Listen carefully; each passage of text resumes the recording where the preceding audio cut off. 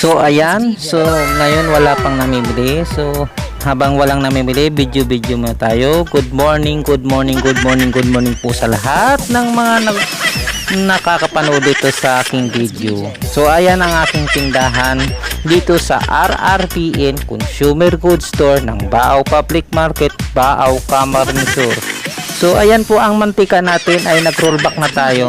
Dating 35 pesos po ang per bottle, ngayon ay 32 pesos na lang po. So malaki po ang pinagbaba po niya. So rollback na po tayo dahil bumababa na po ang presyo ng mantika. So ayan po ang aking panindas.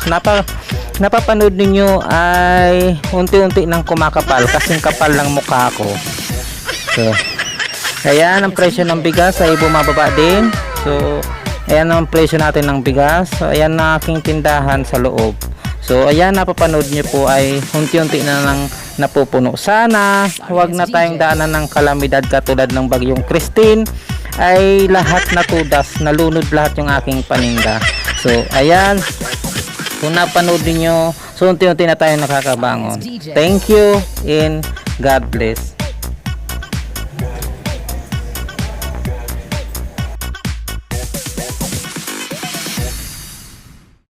Sorry, it's DJ.